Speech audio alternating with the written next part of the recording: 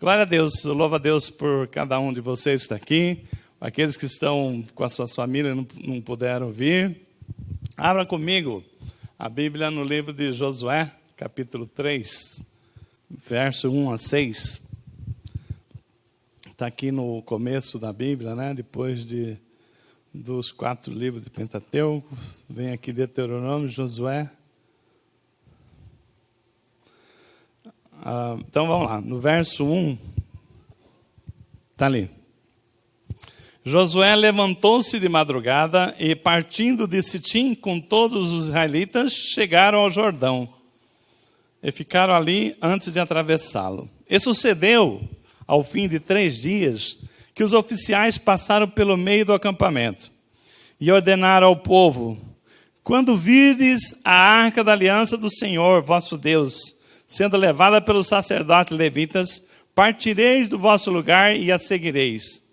Contudo, conservai-vos entre ela uma distância de 2.000 côvados, e não vos aproximeis dela. Assim, sabereis o caminho pela qual haveis de passar, pois esse caminho nunca passaste.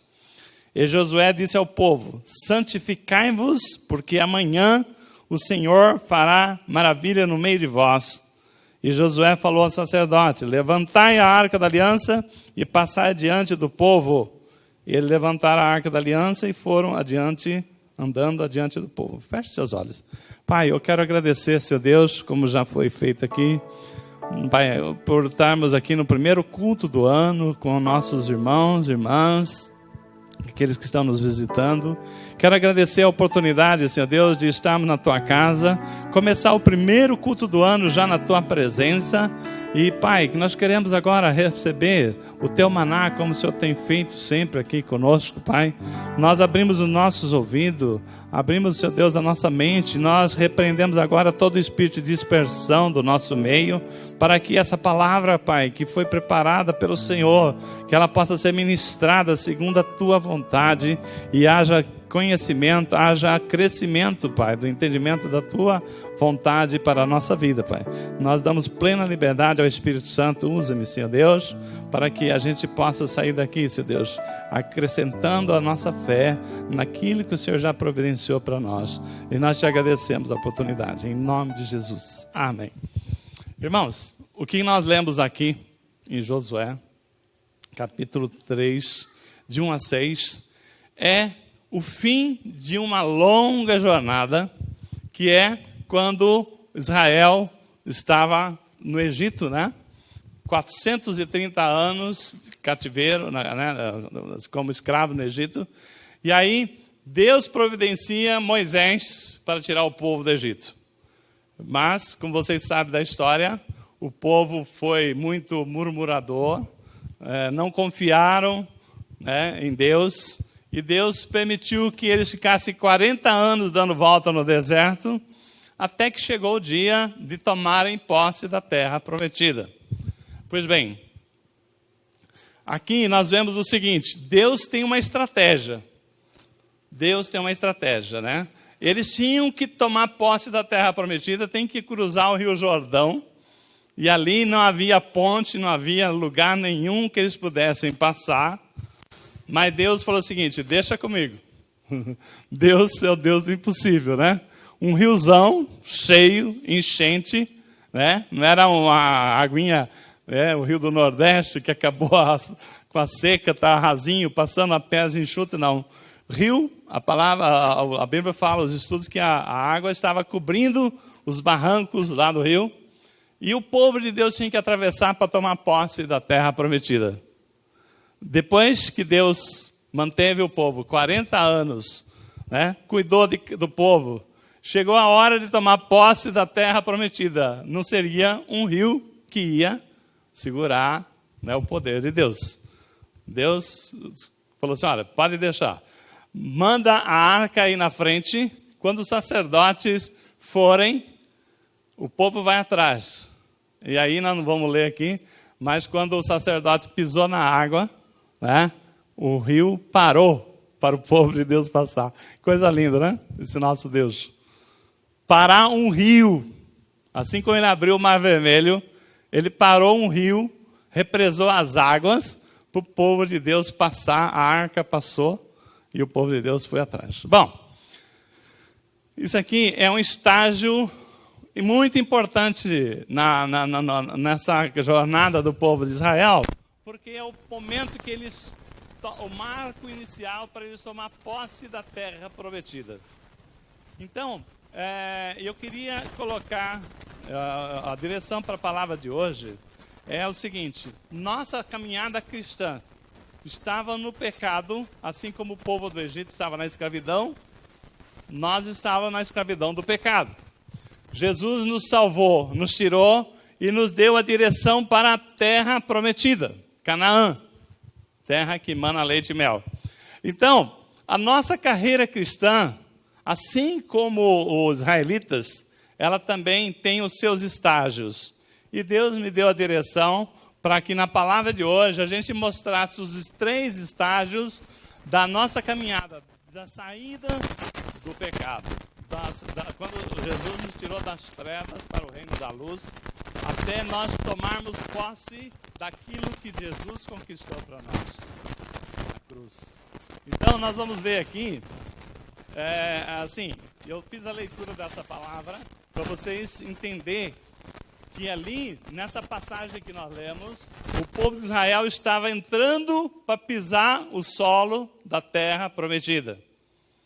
O povo de Israel estava para tomar posse daquilo que Deus preparou para eles. E que eles ficaram 40 anos dando volta no deserto. Então, eu quero trazer para vocês o seguinte. Nós vamos falar hoje aqui, começando o ano de 2017. Tem muitas coisas que, às vezes, nós ficamos dando volta em 2016, como o pastor João colocou, bastante oportuno. Qual é o legado? O que nós conquistamos em 2016 que você possa falar, valeu a pena, né? Mesmo que seja para a sua vida pessoal, na sua vida espiritual, na sua vida profissional. Hoje nós vamos refletir tudo isto nesses 3 estágios da palavra que o Senhor nos deu a direção. Primeiramente, eu dou muita palestra assim, né? Já dei muitas palestras pelo banco e hoje, quando eu tenho oportunidade de dar palestra para o mercado, se eu for falar de estratégia, tem uma frase de Almir Klink que eu falo o seguinte: quem sabe onde está e aonde quer chegar, vai mais longe. Você já viu falar essa frase? Se você sabe aonde está, aonde você quer chegar, você vai mais longe. Por exemplo, eu estava conversando ontem sobre essa prova de São Silvestre, né, que aconteceu ontem, que ela é famosíssima, né? Os corredores do mundo inteiro vêm aí disputar, e normalmente os nigerianos lá, os africanos conseguem, né, ganhar essa prova. Por quê que eles ganham e os brasileiros não? Evidentemente não tem essa questão de ser esse ou aquele. Então, é tudo o seguinte: quem sabe onde está e onde quer chegar, ele vai mais longe. Por exemplo, se você começa tudo na inscrição da prova. Para você se inscrever para uma prova dessa, você tem que saber quantos quilômetros você vai correr, qual é o trajeto, você tem que estudar. Então, você sabe por onde você vai passar, então você se prepara. Então, quem se inscreveu sabia das subidas. Aliás, ontem eu ouvindo a vencedora, né? A corredora lá que ganhou, ela estava falando o seguinte: olha, foi muito difícil as subidas, né? Judia muito, mas eu consegui. Preparei e consegui. Por que é que ela conseguiu? Porque ela se preparou para superar aquelas dificuldades. Então, Paulo fala de uma corrida também. Paulo fala o seguinte: olha, deixando as coisas que para trás ficam, avançando para as que estão adiante de mim, né? Prossigo para o alvo, para o prêmio da soberana vocação de Deus em Cristo Jesus. Olha só, Paulo coloca a nossa carreira cristã como uma corrida para o alvo. Paulo fala o seguinte: eu quero um prêmio. O prêmio da soberana vocação de Deus em Cristo Jesus. O que ele quer? O que Paulo está dizendo? Eu quero, a hora que chegar lá, ele fala assim, muito bem, parabéns. Então, veja bem, os corredores da São Silvestre, eles se planejaram. Pensa você que todo mundo que foi lá planejava ganhar, não. Porque muitos corredores falam assim, eu consegui chegar entre os 50. Se eu conseguir chegar ao final da prova. Se eu conseguir... Então, as pessoas colocam um alvo, um objetivo. Mas então, se você sabe onde você está, se você não é um corredor profissional, não adianta você querer, você é o campeão, tá? Só porque você quer, né? Só se Deus fizer um milagre, tudo bem. Tipo uma asinha, né? Mas as pessoas sabem aonde ela está, sabem onde ela quer chegar, então ela chega. Mas se você não sabe onde você está, não adianta você falar, eu quero chegar em primeiro lugar. Ah, para com isso. Você se preparou para isso? Então, Paulo, ele fala o seguinte, né? Deixando as coisas que para trás ficam, avançando para as que estão diante de mim, e eu prossigo para o alvo. Paulo tinha um alvo. Então, eu quero trazer isso para vocês entenderem o seguinte, nós temos um alvo. O nosso crescimento espiritual é muito importante. Então, não é por acaso que Deus colocou no meu coração para a gente estimular as pessoas que vêm ao nosso culto, que aqui Deus tem abençoado com palavras assim de um poder que vem lá do trono de Deus a pegar esse alimento e se preparar para poder que Deus use isso para a sua vida ser modificada, você alcançar o alvo. Deus tem um propósito para nós, né? E aí, o alvo de Paulo é receber a soberana vocação de Deus em Cristo Jesus. Fala assim, muito bem, servo, bom e fiel, né? Parabéns, né? Então, nós queremos ver o seguinte, primeiro culto do ano. Nós estamos começando o primeiro culto, então nós queremos assim estabelecer um alvo para 2017. E esse alvo, você começa a saber se você vai atingir o alvo ou não, buscando saber aonde você está. Aí depois você vai imaginar onde você quer chegar. Então, a primeira fase do propósito nosso é saber aonde você está. Tem 3 estágios da carreira cristã que nós passamos, todos nós passamos. Então, você pode estar no primeiro, no segundo ou no terceiro, né? E aí você vai saber quais são os estágios. Acompanhando o que aconteceu com o povo de Israel. Se você abrir lá no livro de Êxodo 2:23, nós vamos ver o que a palavra do Senhor diz lá. Aliás, no livro de Êxodo, ali no segundo livro da Bíblia, 2:23. Muito tempo depois morreu o rei do Egito.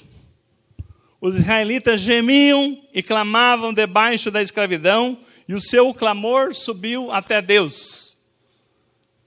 Esse é o primeiro estágio da nossa carreira cristã. Tempo de provação. Então, você vai entender bem se você está nessa fase, você já passou por essa fase, tá? Então, o que nós estamos falando?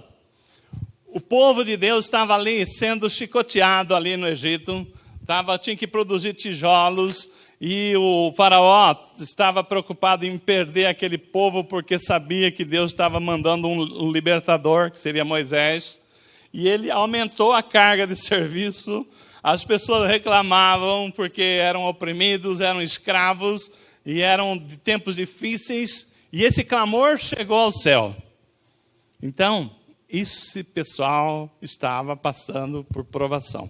Esse é o primeiro estágio. O segundo estágio, depois nós vamos voltar para falar dele. Êxodo 13, de 20 a 21. É Israel no deserto, né? 13, de 20 a 21, Êxodo, um pouquinho mais para frente. Então a palavra diz o quê? Que os israelitas partiram de Sucote e acamparam em Etã, junto ao deserto. Durante o dia, o Senhor ia diante deles numa coluna de nuvem. para guiá-los no caminho, e de noite numa coluna de fogo para iluminá-los. E assim podiam caminhar de dia e de noite. A coluna de nuvem não se afastava do povo nem de dia, e nem a coluna de fogo de noite. Irmãos, esse tempo em que o povo de Israel saiu para o deserto, esse tempo aqui é o segundo estágio que nós chamamos aqui de tempo da misericórdia.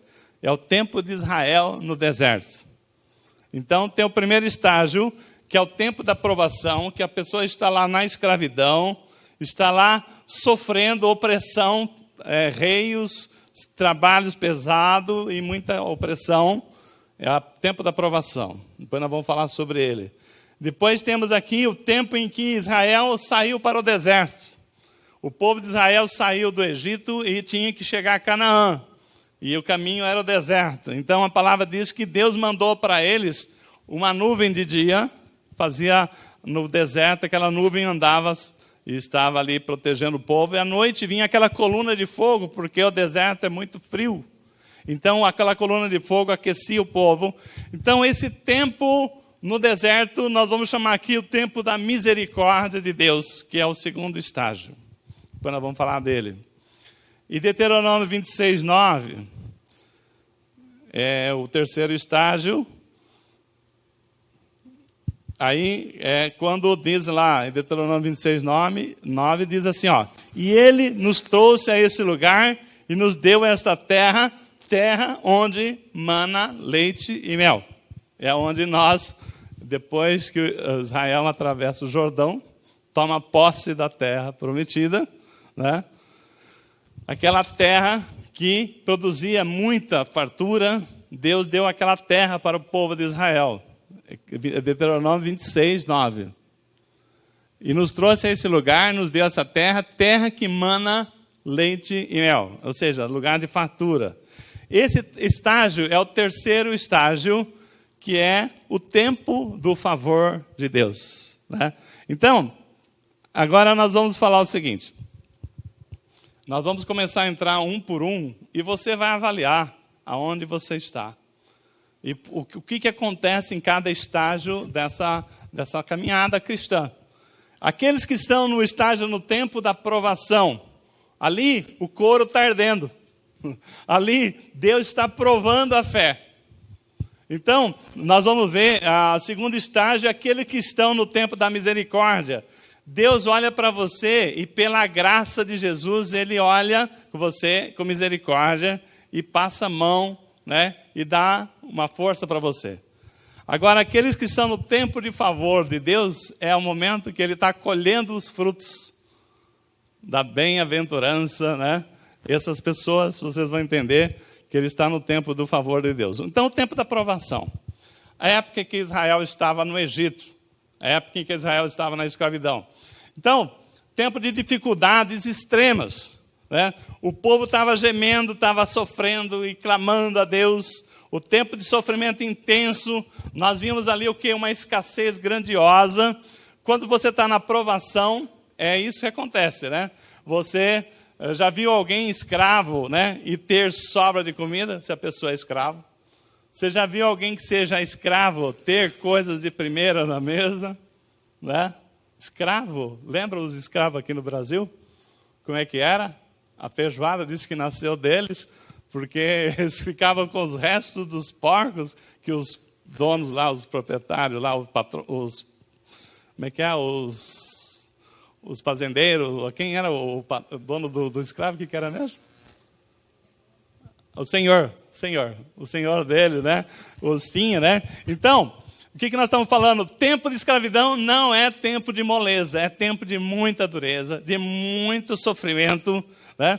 Então, pensa vocês, o povo de Deus, os hebreus, quando o faraó percebeu que houve ali pessoas estudiosos que falaram, olha, está a época que Deus está levantando um libertador para tirar o povo da escravidão. O que o faraó mandou fazer? Matar todas as criancinhas até 2 anos de idade. Lembra? Que Moisés escapou porque a mãe dele usou uma estratégia de colocá-lo numa cesta, soltar no rio Nilo, né? Pensa você, os pais que perderam seus filhos, que foram, vocês que são mães, pais, né? Nós que somos pais, assim, o filho ser arrancado dos seus braços e Faraó mandou matar e as pessoas vinham lá e matavam. Imagina a dor, né? A época que essas pessoas eram subjugadas. Essas pessoas não eram dono da sua vida, eles eram escravos, não tinham direito a nada. Então, pensa você, essas pessoas que viviam nessa época, como é que elas estavam vivendo de opressão. Então, hoje, de repente, você não é uma pessoa, não temos escravidão aqui no Brasil, né? Mas, de repente, por exemplo, quando você vive de favor dos outros, que coisa traz, né? Aquela pessoa que, às vezes, devido a uma situação difícil, precisou morar na casa da sogra, na casa de um parente, e não tinha condição. Não é terrível? A pessoa não está na sua casa, não tem direito. Inclusive, a criança começa a gritar, fica quieto, cala a boca, você não está na sua casa. Né? Aqui, vai que o seu tio, a sua avó, fica bravo e nos põe para fora daqui. Então, ou seja, eu estou falando assim, né? A pessoa fica muito limitada, muito amarrada, e ela fica dependente, porque a pressão é muito grande quando você está na escravidão. Então, quando nós falamos assim, Egito é a casa de servidão, e tem gente que está vivendo no verdadeiro Egito. Mas como assim, pastor? Eu estou falando o seguinte, tem pessoas que estão numa situação, às vezes nessa situação de desemprego, onde você é obrigado a fazer serviços que você não é a sua profissão. Quantos, eu estava vendo nessa crise agora de 2016, quantas pessoas que não tiveram que mudar a sua profissão. Pessoas formadas em graus elevados aí, mas e daí? A empresa demitiu, pessoas falaram assim, agora nós vamos ter que fazer outra coisa. Mas é um período que ela estava acostumada, que tinha tudo, de repente começa a faltar isso, começa a faltar aquilo. Então, é um período de provação. A pessoa começa a ver situações assim que chega que nem... vocês acompanharam pela televisão, o pessoal do Rio de Janeiro, que o Estado não está pagando, né? Vocês acompanharam pessoas chorando, dizendo o seguinte, o ano passado eu dava cesta básica, e esse ano eu estou vindo aqui na fila retirar a cesta básica. Então é uma provação terrível que a pessoa passa, é uma provação assim muito grande, porque a pessoa fala assim, olha, eu fico nessa situação, não era isso que eu queria, mas é um período de provação. É onde a sua fé é provada, né?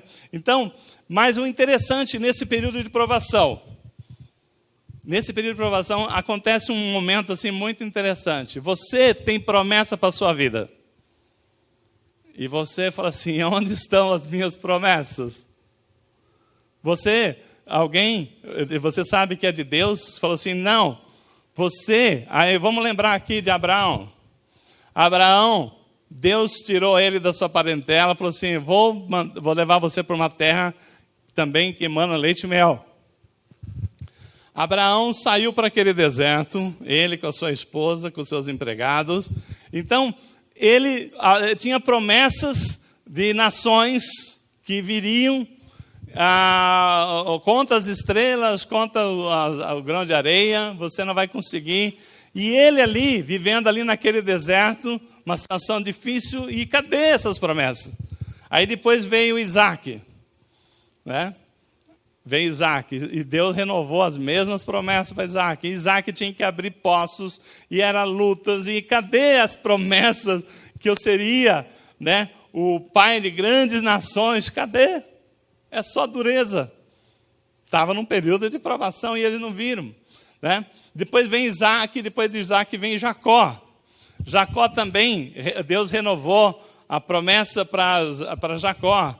E Jacó também, quanta dureza que Jacó não passou, ele lá com seu sogro, depois com as mulheres, que ele teve que casar 2 vezes, né? casou uma vez com uma que não era a mulher do sonho dele, trabalhou 7 anos e tal.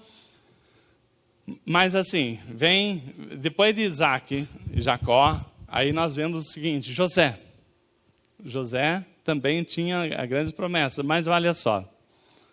Eu estou falando o seguinte, tudo pessoas que Deus tinha grandes promessas, mas eles passaram por grandes lutas, grandes provações, e ao ponto de José, no tempo da morte dele, ele falou assim, vocês vão voltar lá para a terra prometida, não se esqueçam de levar os meus ossos, tá?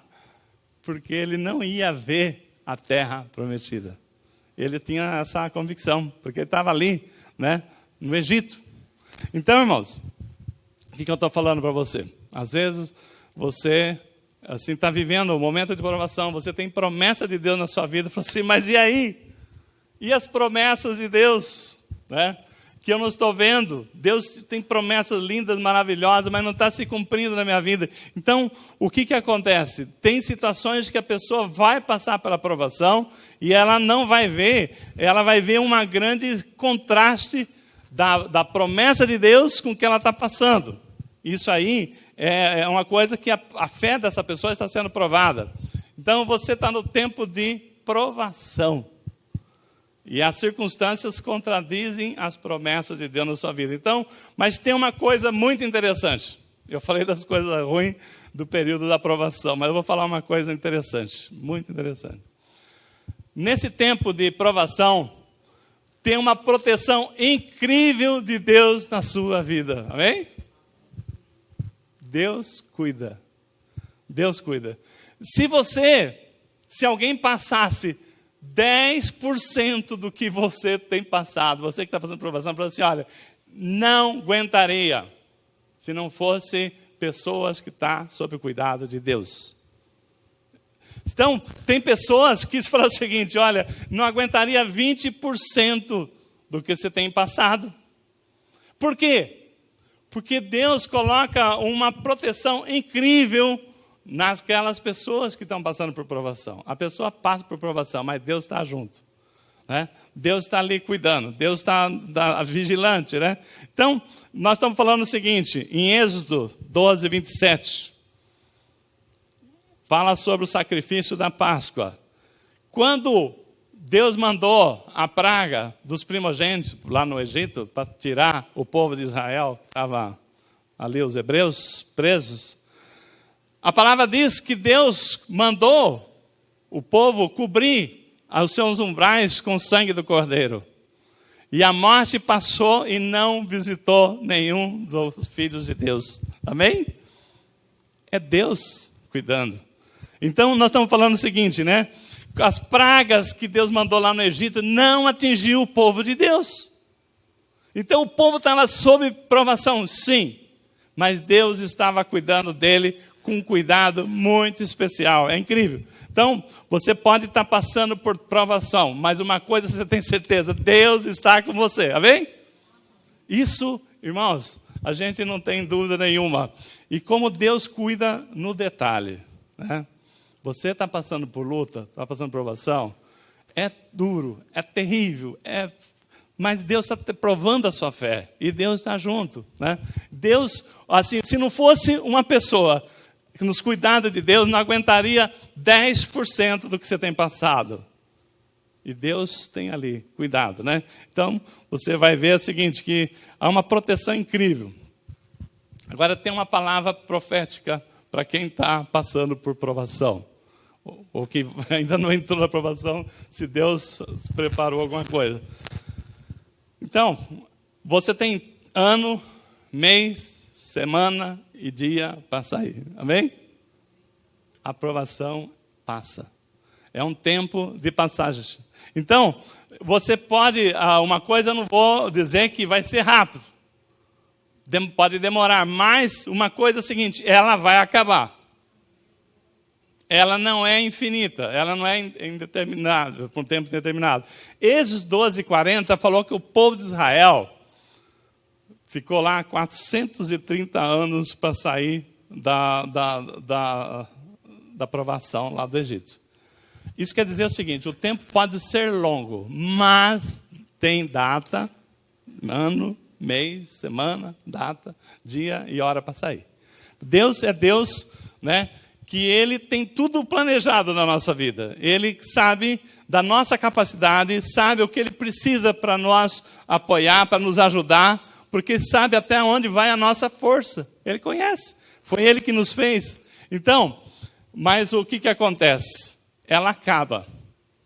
Aí você vai entrar no tempo da misericórdia de Deus, né? Então vamos agora falar de quem saiu da provação e entrou no tempo da misericórdia de Deus. O tempo da misericórdia de Deus é quando o povo de Deus sai do Egito e vai para o deserto. Poxa vida, eu pensei que ia melhorar. Tá, então agora você vai entender uma outra estágio da nossa vida. Um é aqueles que estão no Egito, que está na provação, que está clamando, que fala, Senhor, né? Eu não aguento. Aí Deus vai lá e providencia a força, você aguenta, você passa, chegou o dia, chegou a hora, e aquilo ali acaba. Mas agora eu vou falar do tempo da misericórdia. A pessoa sai do tempo de provação e ele está entrando no tempo da misericórdia de Deus. O tempo da misericórdia de Deus é o povo de Deus saindo para o deserto.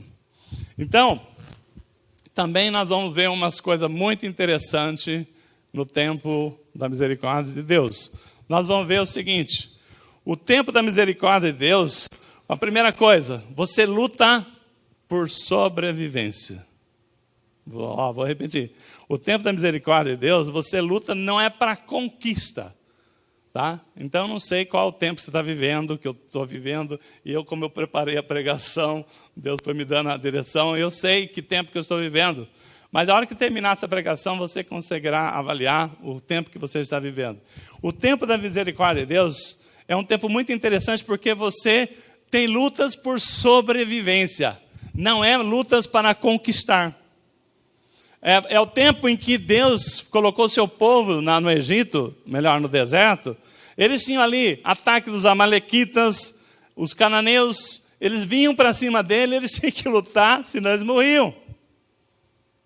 Então, você pode não estar mais no tempo da provação, não estar mais debaixo da escravidão, não está lá no Egito, mas você pode ainda estar no tempo da misericórdia de Deus. É o tempo que você tem que lutar, não para conquistar, é para sobreviver. E Deus te ampara também. No tempo da misericórdia, então, a característica de Deus é o tempo que você está, o pau está quebrando e você tem que lutar, porque se você não lutar, o bicho pega, né? O inimigo está vindo com força para te arrancar. Então, no tempo da misericórdia, tem outro detalhe muito interessante. É como que Deus age na nossa vida. No tempo da misericórdia, o favor de Deus está te cercando por todos os lados. Então, no tempo da misericórdia, Neemias fala do tempo que Deus tirou o povo de Deus do deserto. Neemias 9:21 fala assim: durante 40 anos, tu os sustentaste no deserto, nada lhes faltou, as roupas deles não se gastaram, nem os pés ficaram inchados. Irmãos, Deus cuidou do seu povo 40 anos no deserto. Pensa você, é possível alguém ficar 40 anos com a mesma roupa, com, né, os calçados não se gastarem? Deus cuidou. Então, nesse tempo, você vê o seguinte, né? É um tempo que Deus cuida. Quando a gente começou aqui a leitura, eu estava lendo aqui a questão da nuvem, né?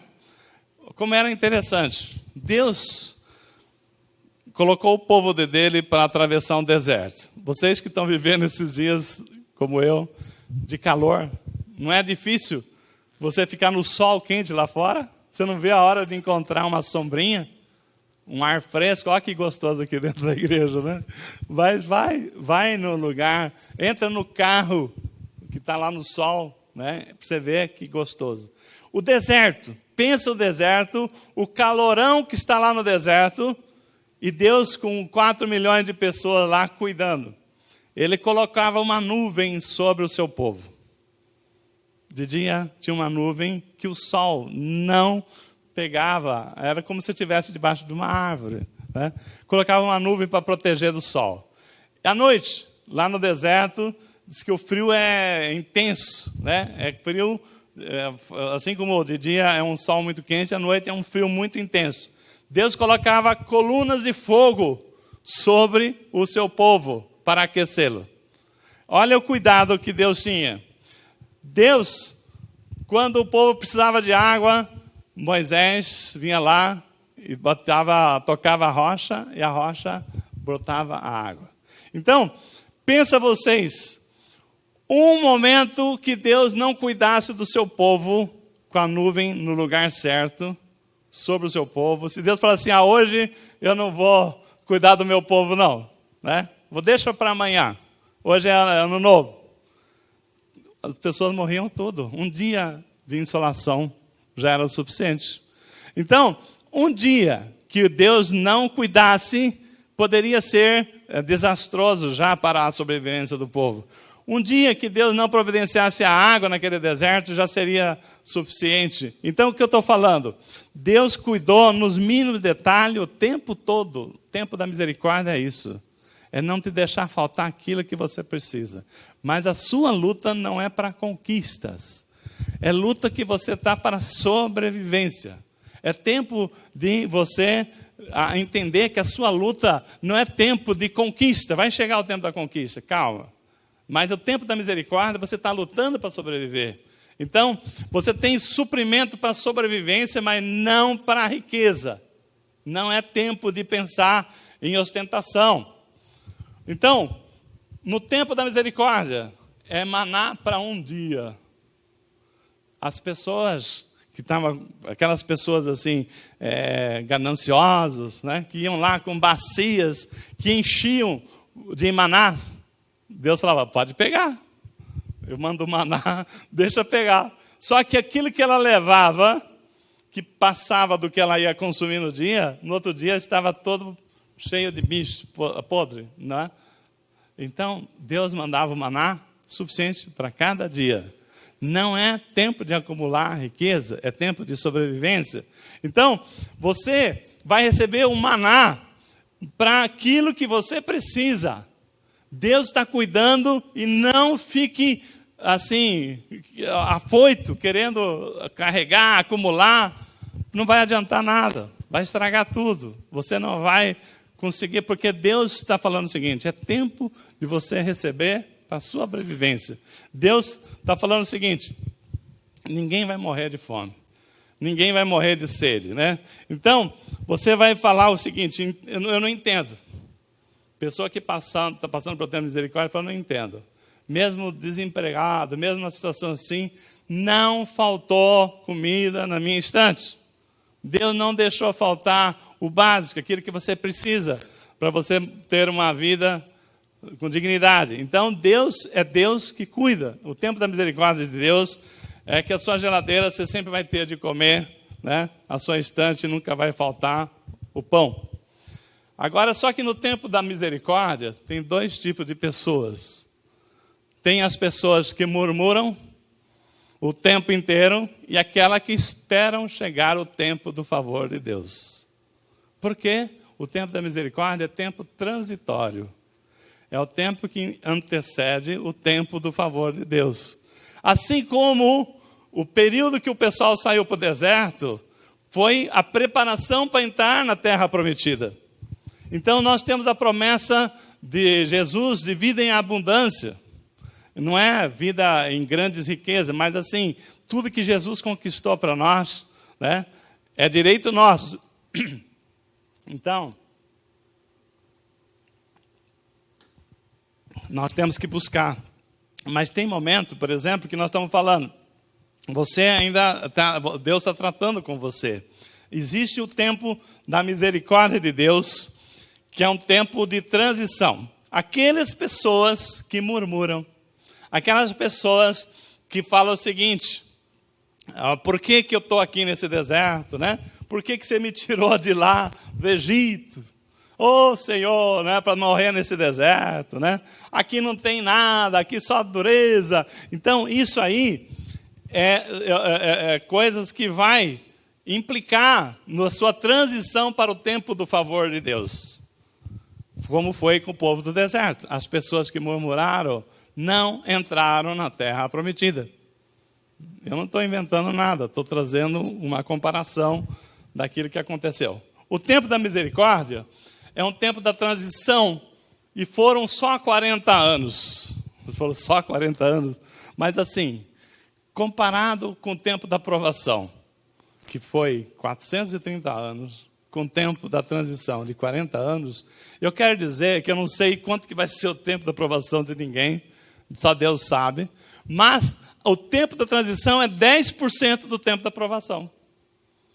Se a provação foram X anos, o tempo da transição é 10%, porque eu estou falando o seguinte, o tempo da provação foram 430 anos, e o tempo da transição, que foi o tempo que o povo de Deus caminhou para o deserto, foram 40 anos, então eu estou falando 10%. Então é um tempo muito mais rápido, né? E nesse tempo, Deus, ele entra, né, com todas as providências. Agora é um tempo essencial para Deus cuidar de nós. Aliás, cada um desses tempos é tempo de Deus na nossa vida, né? O tempo da provação, para nós provar a nossa fé. O tempo da transição é fundamental. É um período de treinamento de Deus, de aculturamento. As pessoas, os hebreus, eles eram nômades. Eram pessoas assim, cada um saía com a sua tribo, com a sua família para um lado e tal. Deus estava formando uma nação. Deus colocou aquele povo junto e criou regras, criou leis. Vocês vão aprender como é que vai ser. Porque essas pessoas eram assim, cada um por si, eram individualistas. E Deus, quando ele juntou aquele povo no deserto, 4 milhões de pessoas ali, Moisés recebeu a tábua dos mandamentos. Então, aquele povo tinha um período, o tempo da misericórdia é um período de Deus preparar a pessoa. É um tempo em que nós vamos aprender as regras de Deus, as leis de Deus, o entendimento de Deus para a nossa vida. Então, ele está nos preparando para uma coisa que ele já, um propósito maior. Então, esse tempo da misericórdia é um tempo assim muito importante. Primeira coisa, é um tempo de tomada de decisão. Tempo da misericórdia de Deus. É tempo de tomada de decisão.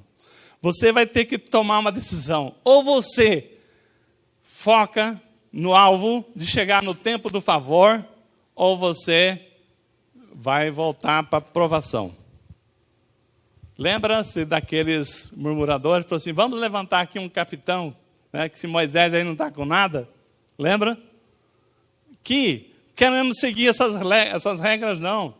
Não queríamos seguir a lei de Deus, não. Vamos levantar um capitão que nos conduz aqui, vamos voltar lá para o Egito.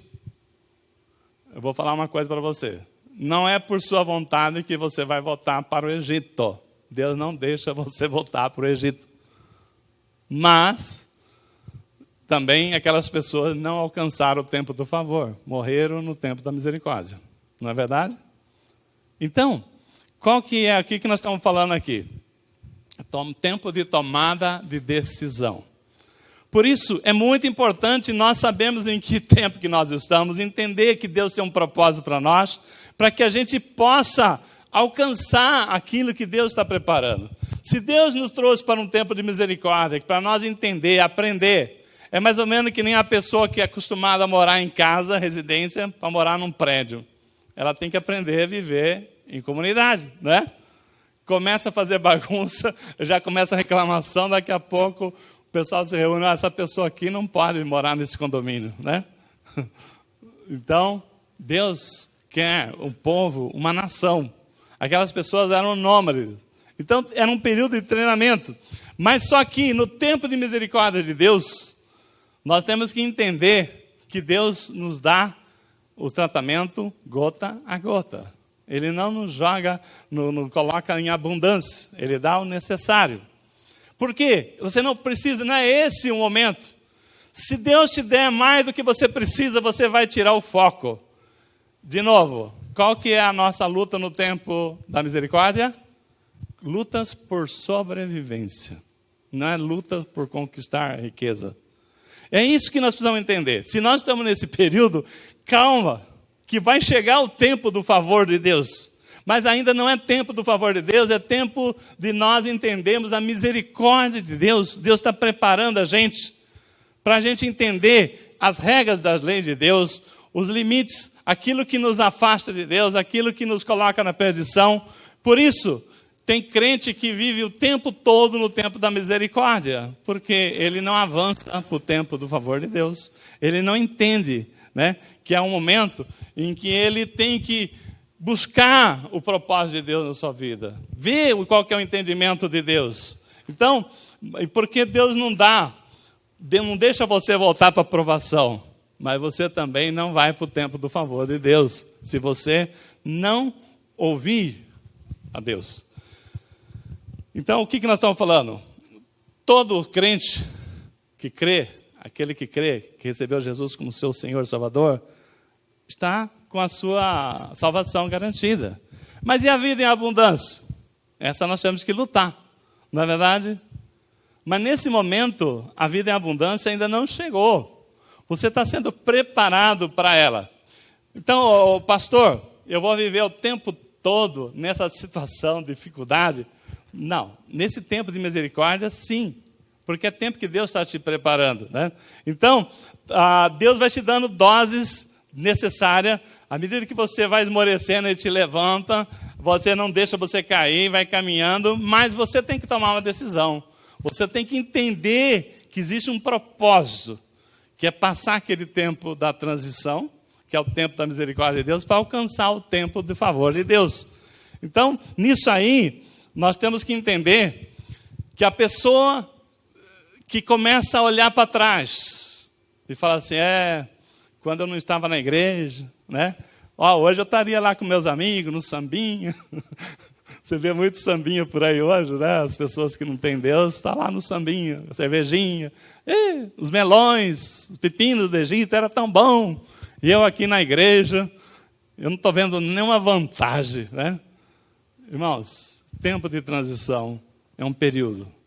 Mas você tem que estar aprendendo de Deus para receber, para entrar no tempo do favor de Deus. Então, ali Deus vai dando, né, de acordo com aquilo que Deus já preparou. É onde que você tem que ser preparado, graduado, Deus já te dá aquele tempo do favor de Deus. E agora tem uma palavra profética também para quem está no tempo da misericórdia. Quando você está no tempo de provação, você não consegue enxergar Canaã. Mas quando você está no tempo da misericórdia de Deus, então quem já foi lá, que eu pretendo ir ainda, mas estudando a região lá do Egito, das terras lá de Canaã, quando começa a descer as cordilheiras do Monte Sinai, diz que já consegue ver a região sul, que mostra ali a região das terras prometidas. Então, o que nós estamos falando? Quem está no tempo de provação não consegue ver terra prometida. Quem está no tempo da misericórdia de Deus consegue ver. Está mais perto do tempo do favor do que quem está no tempo da provação. É isso que eu estou dizendo. Então, existe um período que você tem que entender isso. Se você está no tempo de provação, a pessoa que está na provação, ela está numa situação que ela não consegue imaginar que ela vai receber os favores de Deus, vocês vão entender quando nós explicarmos o tempo de favor de Deus. Mas quem já está no tempo da misericórdia já começa a vislumbrar, né? Começa a entender e acreditar mais, que está mais perto de chegar na terra prometida. Então, o primeiro tempo do favor de Deus, o objetivo, chegar em Canaã. Quando nós começamos a leitura, eu falei aqui de Josué preparando para atravessar o Rio Jordão, né? Então, todo mundo vem para a igreja, aceita Jesus e já começa a querer, não quero ter mais lutas, não quero ter mais problemas, né? Quero agora uma vida tranquila. Engano seu. Por quê? Nós vamos ter uma outra situação, né? Então todo mundo vai tomar posse das promessas de Deus. Quando Israel atravessou o Jordão, ele não teve que lutar para conquistar Jericó? Ele não teve que lutar para conquistar as terras? Então é outro tipo de luta. Mas as lutas vão acontecer, mas já num outro sentido. Então, o que acontece? Primeira coisa, quando Deus está nos preparando para o tempo do favor de Deus.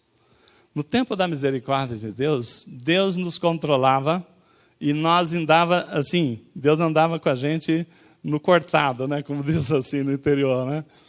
O que acontecia? Deus movia a nuvem e o povo tinha que se mover. Agora vamos para o norte, o povo tinha que ir. Agora vamos para o oeste, vamos para lá. Por quê? Se a nuvem andasse para cá e o povo fosse para cá, morria. Não é? Então as pessoas, no tempo da misericórdia de Deus, exerceram, é um tempo de lutas para obediência à vontade de Deus. Porque ele sabia que dependia da obediência de Deus, porque estava muito claro, se ele saísse debaixo da nuvem, ele morria. Se ele saísse debaixo da coluna de fogo, o frio o congelava. Então, o tempo do favor de Deus é um tempo de misericórdia, é um tempo de obediência. Se a nuvem se movimentasse, a coluna de fogo movimentasse às 3 horas da manhã, as pessoas pulavam fora. Gente, né? Está sentindo um frio aí? Estou sentindo aqui, estou batendo o queixo. O que aconteceu? A coluna de fogo de Deus se moveu. Gente, prepara aí, desarma as cabanas correndo. Vamos acompanhar a coluna de fogo, senão nós morremos. Tempo da misericórdia, as pessoas vivem debaixo da obediência de Deus, porque se não obedecer, é sobrevivência. Ela entende isso. Ela consegue ver a misericórdia de Deus na sua vida, ali agindo. Então, é tempo em que ele está obediente. Está ali pronto para aquilo que Deus dá a direção, ele vai. Aí, quando entra no tempo do favor de Deus, né? É uma outra situação. Quando você chega no tempo do favor de Deus, Deus entrega uma caneta para você e fala, ó, agora você escreve a sua história. Como é que você quer? Olha só.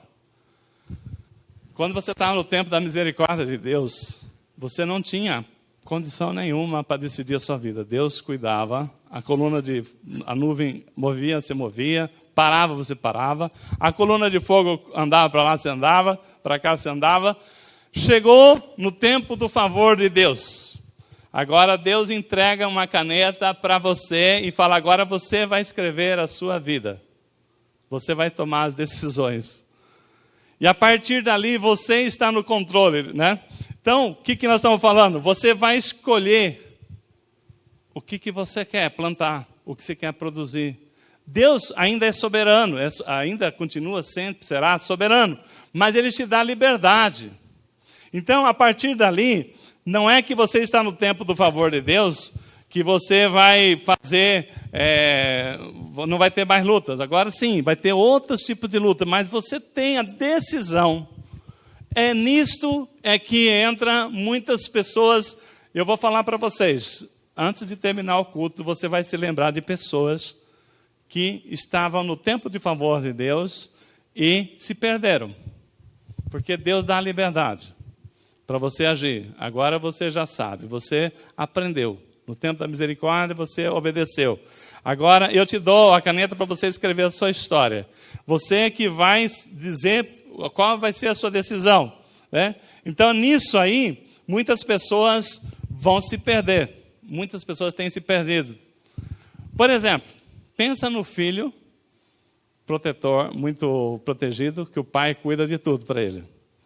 O pai compra as coisas para ele, o pai que toma as decisões para ele. Aí um dia esse filho arruma uma namorada, uma noiva, casa, e agora ele vai ter que tomar a decisão da vida dele. E como é que vai ser? Não é? Eu vou dormir, agora que eu casei, Não tem mais minha mãe chata pegando no meu pé que eu tenho que levantar cedo para trabalhar. Agora eu vou viver a vida que eu quero. E aí, quem vai pagar as contas? Não é verdade? O seu patrão vai te demitir em quanto tempo? Porque você não apareceu no trabalho. Agora não tem aquela pessoa.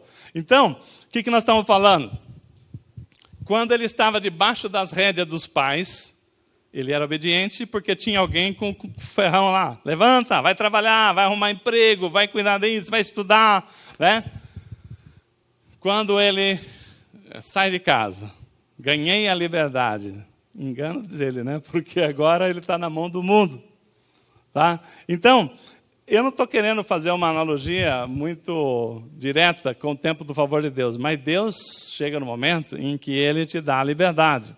Quando você chega no tempo do favor de Deus, você vai tomar suas decisões para que lado que você vai, qual a empresa que você vai trabalhar, se você vai estudar, se você não vai estudar, o que você quer ser na vida, se você quer seguir a Deus, se você não quer seguir a Deus. Se você vai buscar o favor de Deus, ou se você vai achar que vai cair do céu o tempo inteiro. Então, o tempo do favor de Deus é um tempo de desafio. É um tempo de desafio. Quais são os desafios? Já não é mais para sobrevivência. É um desafio para conquistas. Né? Quando a pessoa chega no tempo do favor de Deus, é tempo de desafio de conquistar um casamento, conquistar a compra de um imóvel, conquistar uma promoção, conquistar, às vezes, uma formatura num curso universitário. Então, esses desafios já não é mais de sobrevivência, é de conquistas. Mas é um período que exige lutas. Israel teve que lutar para conquistar Jericó, para conquistar as cidades, para tomar posse daquilo que Deus já tinha preparado. Então, a diferença disso aí é que agora tem uma coisa só. Quem está no tempo do favor de Deus? Lembra que eu falei para vocês? Vai ter luta? Sim, mas não mais para sobrevivência. A pessoa, quando está no tempo do favor de Deus, as lutas que ele tem é para subir, melhorar o seu patamar, para comprar um imóvel, passa apertado, tal, mas conquistou. Né? Se ele ficasse ali, ele não teria aperto, mas também não teria. Uma viagem, uma formatura, um curso que ele se investiu para fazer. Mas aí o que acontece? A pessoa não pode, porque está no tempo de favor de Deus, eu não quero nada disso, vou ficar deitado em berço esplêndido. Isso que aconteceu com o Brasil, né? Foram escrever no hino lá, deitado eternamente em berço esplêndido. Né? O Brasil, as pessoas que ficaram lá no Bolsa Família, R$300 por mês, quem quer trabalhar? E o Brasil virou o que virou, porque já aculturou lá atrás. Agora você pega o hino de outros países, tem que ir à luta, você tem que lutar, conquistar. Né? Então, ou seja, esse é o tempo do favor de Deus. Nós temos que lutar para conquistar e não ficar deitado mais em berço esplêndido. Né? Mas isso aí, você está sabendo que Deus te dá essa condição. Agora, o desafio não é mais para sobreviver. Agora, entenda uma coisa interessante. No tempo do favor de Deus, o seu desafio, diferente, que não tem que, o desafio não é mais para sobrevivência, mas aqui, Jeremias, é o tempo que Deus dá para abençoar, é o tempo que você tem assim para você ser abençoador. Deus dá um tempo de favor de Deus para você ter a oportunidade de ser um abençoador. Então, Jeremias 1,12, Deus zela em fazer cumprir as suas promessas. É o tempo das promessas de Deus começarem a acontecer na sua vida. Então, Deus dá para você abençoar o outro. Números 23, 19 a 20. Deus não é homem para que minta, nem filho do homem para que se arrependa. Aquele que, acaso ele fale e deixa de agir? Acaso ele fale e deixa de agir? Acaso ele promete e deixa de cumprir? Recebi uma ordem para abençoar, ele abençoou e não posso mudar. Quem está falando isso? Balaão. Balaão foi contratado lá por uns inimigos do povo de Deus para amaldiçoar o povo de Deus. Aí quando ele foi lá, Deus falou assim, espera aí, esse é meu povo. Esse é um povo abençoado. Então você não pode amaldiçoar um povo que eu abençoei. Então, aí Balaão fala o seguinte, Acaso ele fala e deixa de agir? Se Deus falou que nós somos povo abençoado de Deus, né? Se Deus nos abençoou e nós estamos vivendo o favor de Deus, esse favor de Deus vai acontecer. Esse tempo do favor de Deus vai acontecer na nossa vida. Então, Balaão falou assim: eu não posso amaldiçoar quem tem favor de Deus. Então, nós que somos povo de Deus, escolhidos de Deus, Deus tem o tempo do favor na nossa vida que está preparado e ninguém pode tirar, a não ser você. A não ser você. Então, por exemplo, aquilo que eu estava falando, tem o tempo, o tempo do favor de Deus é o tempo de fidelidade. O tempo do favor de Deus é aquilo que eu falei, né? Tem gente que ele é fiel na provação, no tempo de provação ele está firme porque está passando por provação, ele busca Deus na igreja. Quando ele está no tempo da misericórdia, ele é fiel, está sempre firme lá, está vendo a mão de Deus, está vendo a nuvem dirigindo a vida dele. Mas quando chega no tempo do favor de Deus, ele fica infiel. Ele fala: agora eu posso tomar a decisão, agora eu não vou mais para a igreja então. Agora eu não estou precisando mais de Deus. Então, nisso aí, nós temos que nos esmerar em Josué. Josué 24:15, ele já tinha recebido toda a terra prometida. Josué, ele já tinha conquistado, ele já tinha cumprido o seu propósito. Agora eu tenho tudo. E ele chamou o povo e falou o seguinte: olha, o que vocês estão querendo da vida? Eu decidi. Você pode seguir o Deus se você quiser, mas eu decidi. Eu e minha casa serviremos ao Senhor. E ele não estava falando isto no momento em que ele estava pedindo misericórdia, Senhor, né? Deus já tinha dado a terra prometida para eles. Então, decidem vocês o que vocês querem, mas eu e minha casa serviremos ao Senhor. Então, o que nós aprendemos aqui? Para a gente ir fechando essa reflexão. No tempo da provação, Deus está falando que vai haver um tempo de favor para você. No tempo da misericórdia, Deus está falando que vai tirar você, melhor, na aprovação também vai tirar você da aprovação. No tempo da misericórdia, Deus está falando: eu vou mandar um anjo para o seu tempo de favor. No tempo da aprovação, Deus fala do tempo do favor. No tempo da misericórdia, Deus fala do favor. Mas no tempo do favor de Deus, Deus dá uma dica para nós. A dica que Deus dá para nós é o seguinte: não saia do tempo do favor de Deus. Não saia do favor de Deus. Porque não existe tempo que termina o tempo do favor de Deus. O tempo da aprovação, nós falamos aqui, existe um tempo para acabar. Tá? Já tem data, ano, dia, mês e hora. O tempo da misericórdia também é um tempo menor, um tempo de transição. Tem tempo e hora para acabar o tempo da transição, o tempo da misericórdia. Mas o tempo do favor de Deus, não existe tempo para acabar. É você que decide pela sua fidelidade ou infidelidade a Deus. Nós temos mais de uma história. Eu conheço pessoas que Deus abençoou. Ele veio para o tempo de favor de Deus. Deus estava prosperando nos negócios, na família, tudo. Aí resolveu ir para o mundo.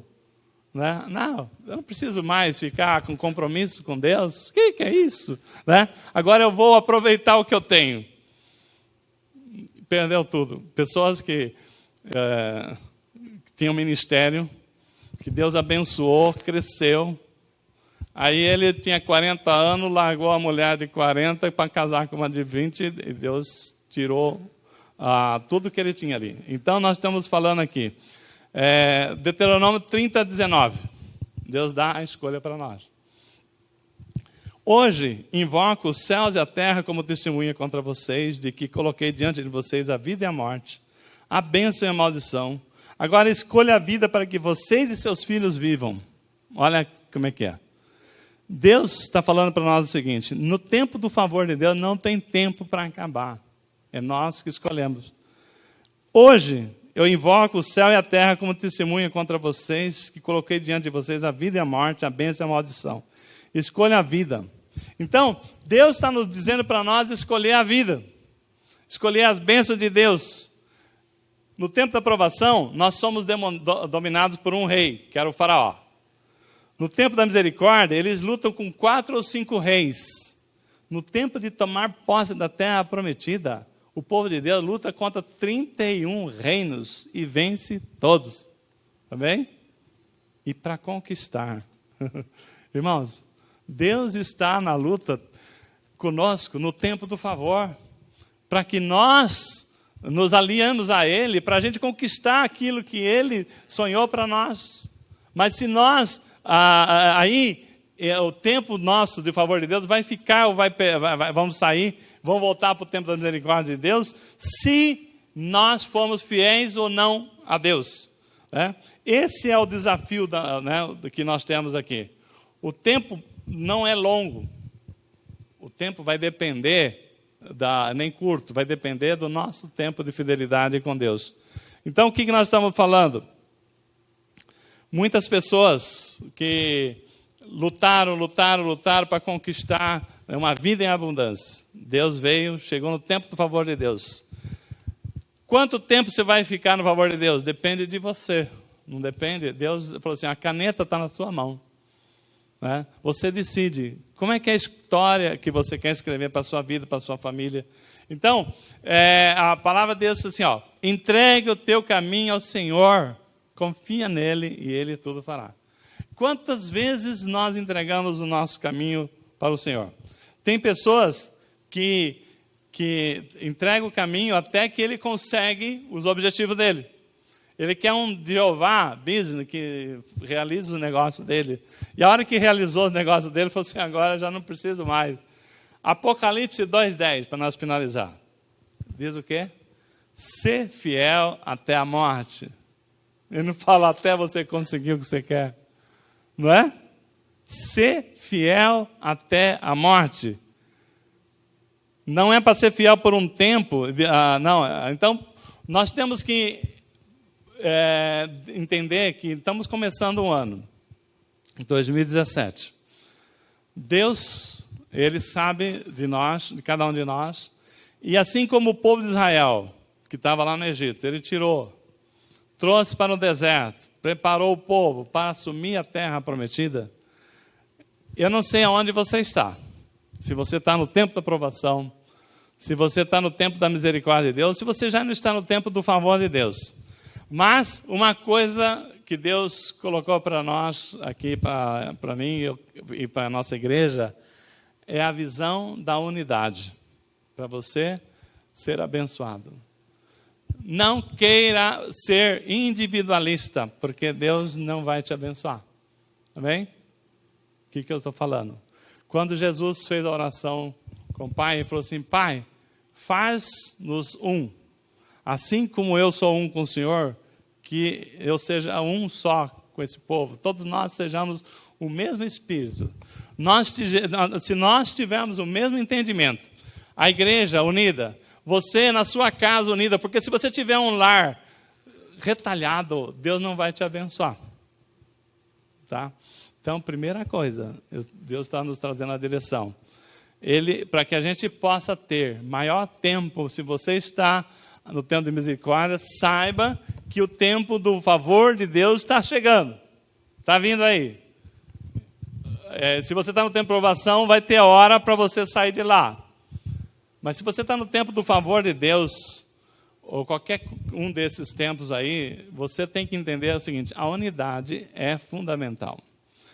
Se nós não tivermos a unidade em família, aqui na igreja, no seu trabalho, aonde você estiver, você não trouxer um espírito de união, de praticar o ministério da reconciliação, você não admitir que pessoas não se falem por falta de perdão, se você aprendeu que Deus nos ensinou.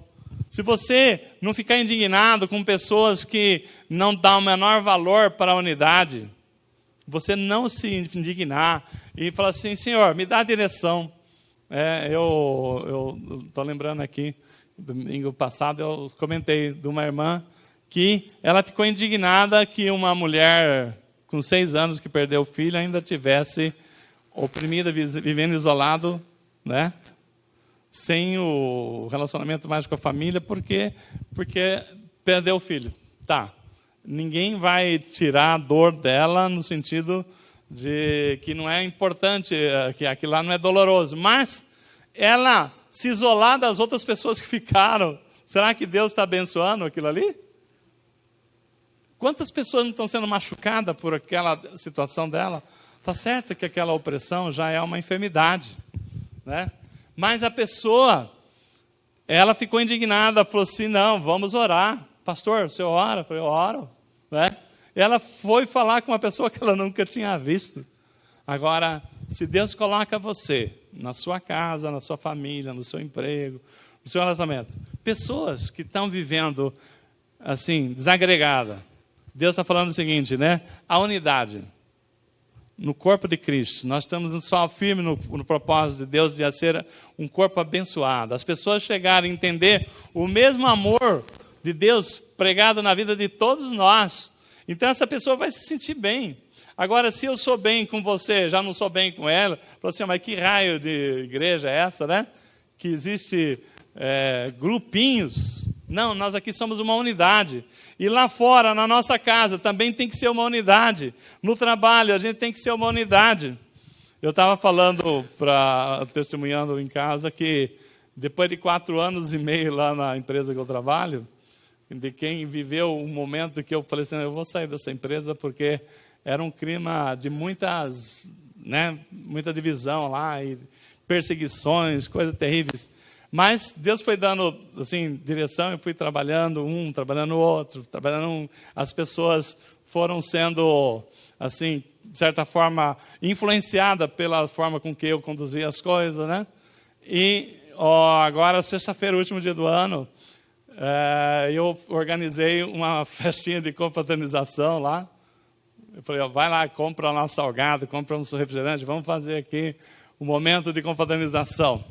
No Natal eu já tinha sugerido para o diretor lá, falou assim, vamos levar todo mundo para almoçar no restaurante, né? Ué, boa ideia, vamos fazer, né? Coisa assim que não organizou, não planejou, né? E na hora, fizemos. Mas agora fizemos esse momento de confraternização.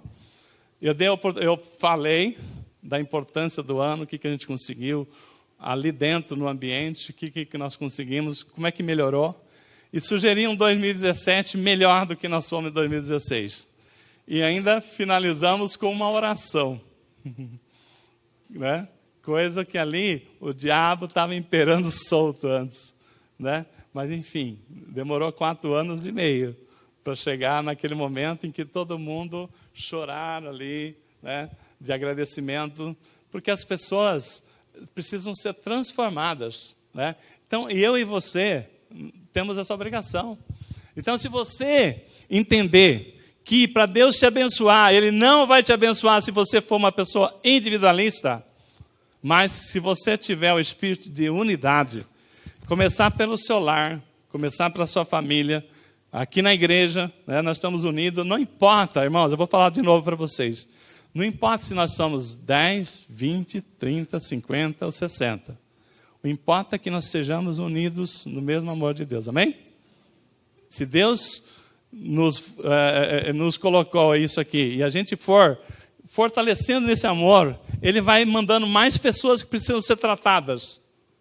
E nisto, nós vamos assim, esse amor de Deus vai entrando nos lares, nas empresas, e vai contagiando. E o amor de Deus é o que veio Cristo pregar aqui. Não foi isso que Jesus veio pregar? Né? Ele não veio pregar aqui o reino da espada. Né? Ele não veio pregar da força. Ele veio pregar o amor. Então, se você trouxer isso para a sua vida, para o seu trabalho, para a sua casa, né? Deus vai fazer você prosperar no resto. Se você entender que a sua família retalhada não vai te permitir Deus te abençoar, e se você lutar para que seja criada a unidade a partir da sua casa, seus filhos juntos, sua esposa juntos, nós temos situações de pessoas com uma luta muito grande, o inimigo trabalhando para separar lares. Vamos trabalhar ao contrário, vamos trabalhar para reconciliar, né? Não vamos aceitar. Então, tenha um propósito para 2017. O pastor João, nós não combinamos nada. Mas o final aqui da minha pregação é criar um propósito, uma visão para 2017. E Deus vai nos abençoar. Ele já nos abençoou. Então, o pastor João falou assim, qual o legado que você gostaria de deixar? Então, pensa que Deus nos chamou para ser bênção. Pensa o quanto que você já conhece de Deus, o quanto Deus está derramando na sua vida, o quanto você pode testemunhar de Deus, a começar pela sua casa, a começar pelas aquelas pessoas que estão no seu entorno.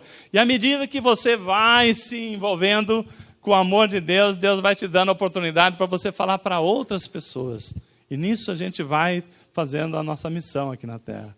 Então, mas cria um propósito para 2017. Fica em pé. Nós vamos começar a chamar aqui para a ceia do Senhor já, porque atrasamos um pouco aqui. Mas eu quero que você faça, assim como o pastor João colocou, um propósito. Eu não sei qual é o estágio que você está, no tempo da aprovação, da misericórdia, ou já está no tempo do favor de Deus.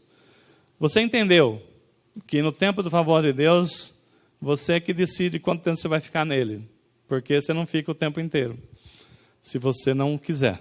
Mas se você quiser, Deus vai te abençoar.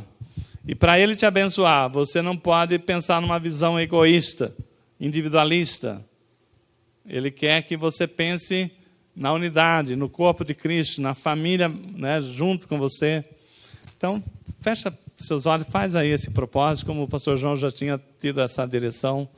O Espírito Santo também já tinha me preparado para falarmos nessa unidade. Senhor, eu quero agradecer, meu Deus, a oportunidade do Senhor nos abrir os olhos nesse primeiro culto do ano.